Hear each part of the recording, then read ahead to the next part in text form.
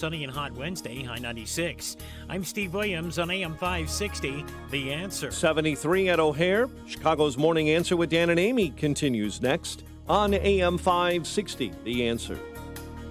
Listen to AM 560, The Answer, online at 560theanswer.com, on the AM 560 mobile app, on your Alexa-powered smart speaker, on TuneIn, iHeart, and radio.com. This is Chicago's Morning Answer with Dan Proft and Amy Jacobson on AM 560, The Answer.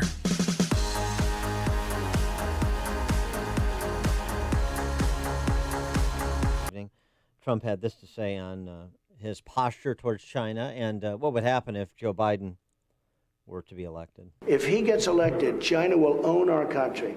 I've taken billions and billions, tens of billions of dollars in taxes out of China. I gave them to our farmers because they targeted wrongly our farmers. They thought that would put pressure on me. They could get whatever they wanted. So they target us, and it's no good. So if you look at what we've done with China, nobody's ever done to China what I have. Yeah, and if Biden is elected, China will take over our country. They've got a long way down the road before President Trump's presidency. And now this, we talked about it when they passed it, this new national security law that China imposed on Hong Kong, and how, at least in China's mind, the Chinese Communist mind, it extends beyond their boundaries. Mm-hmm. Well, it's extended into the Ivy League and to American higher education because of online classes. At Princeton University, students in a Chinese politics class will use codes instead of names on their work to protect their identities. At Amherst College, the professor is considering anonymous online chats so students can speak freely. Harvard Business School may excuse students from discussing politically sensitive topics if they're worried about the risks, because if you run afoul of Chinese strictures on things like talking about Tiananmen Square, then you could face prosecution in China, in Hong Kong. What if you're taking a class from Hong Kong because you're not on campus? Interesting response in the era of enforced orthodoxy of opinion on college campuses as they have become totalitarian re-education camps. Rory Truex is at Princeton. He's an assistant professor who teaches Chinese politics. We cannot self-censor. If we as a Chinese teaching community, out of fear, stop teaching things like Tiananmen or Xinjiang or whatever sensitive topics the Chinese government doesn't want us to talk about, if we cave, then we've lost. Professor, wonderful statement on China. Could you apply it to every other aspect of life on the campus of Princeton University?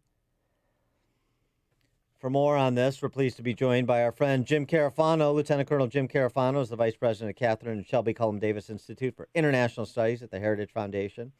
Jim, thanks for joining us. Appreciate it. Hey, good to be with you. So first, Trump's comment about a Biden victory in China making us a subsidiary, if that happens. Well, one of the interesting things about what's going to happen after November is China has a lot of cards to play. And regardless of who wins, in many ways, I think we're going to have to be reacting to the Chinese. Do they get more aggressive? Do they get less aggressive?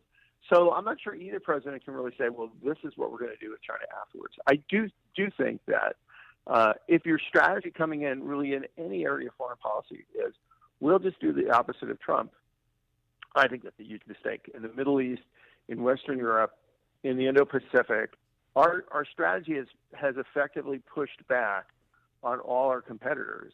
I think walking away from that would be a huge mistake, regardless of how November turns out. Nikki Haley speaks to the RNC or at the RNC this evening, former ambassador to the UN, in addition to whatever Trump has to say about his, what was it called again? Something realist. I'm blanking on the moniker for his principled realism. Was that it? Principled realist foreign policy.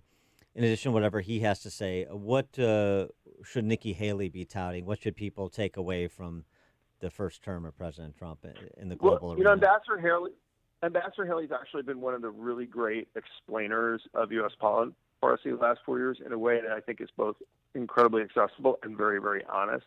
I think the number one issue that really has to be addressed, if folks care about or are going to vote on foreign policy at all, is we constantly get this canard that Trump is losing alliances, we are losing allies, we are all alone in the world is laughing at it. If you just walk around the world, Indo-Pacific, all the key alliances, Japan, Australia, India, stronger, U.S., South Korea, North Korea has been the quietest it's been in decades.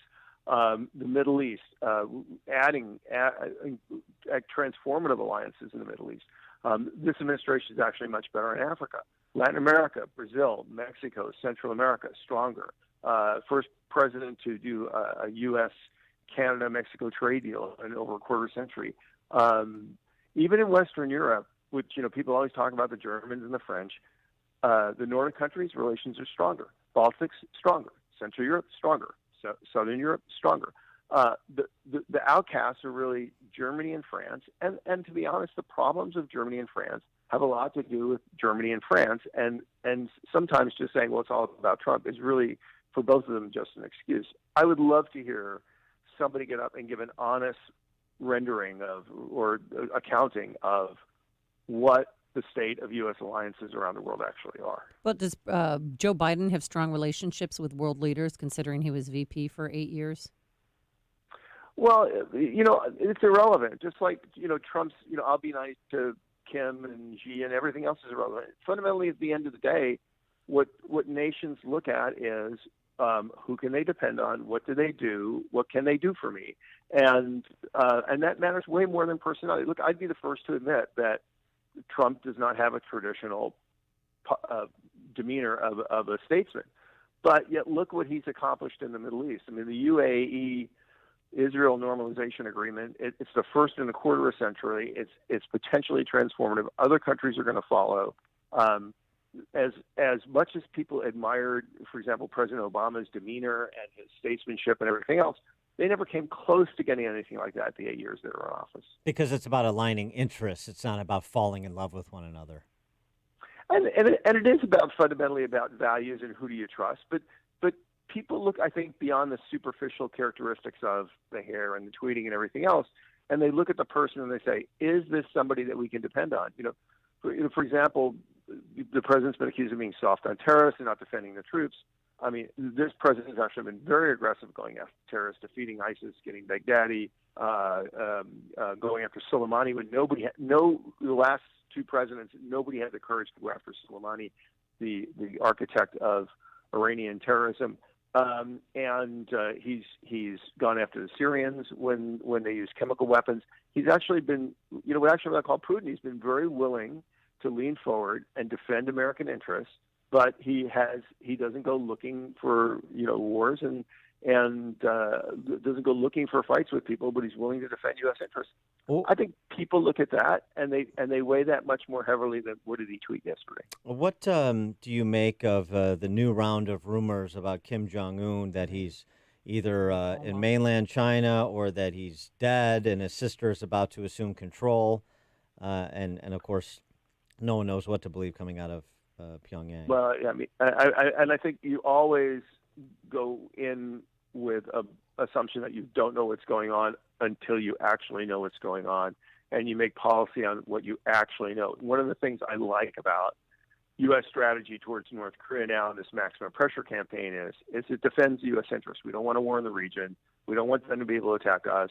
We have missile defense, nuclear deterrence, conventional deterrence, very, very heavy sanctioning. Those things are really kind of a prophylactic that really prevents the North Koreans from doing us much harm, because we can never assume that we really know what's going on inside this regime and what they're going to do next. The U.S. notified the UN last week that it was going to impose snapback sanctions on Iran for its failure to comply with the 2015 nuclear deal, as Iran introduced two new missiles last week. I think one named for Soleimani, who you mentioned. And there's some complaining about the U.S.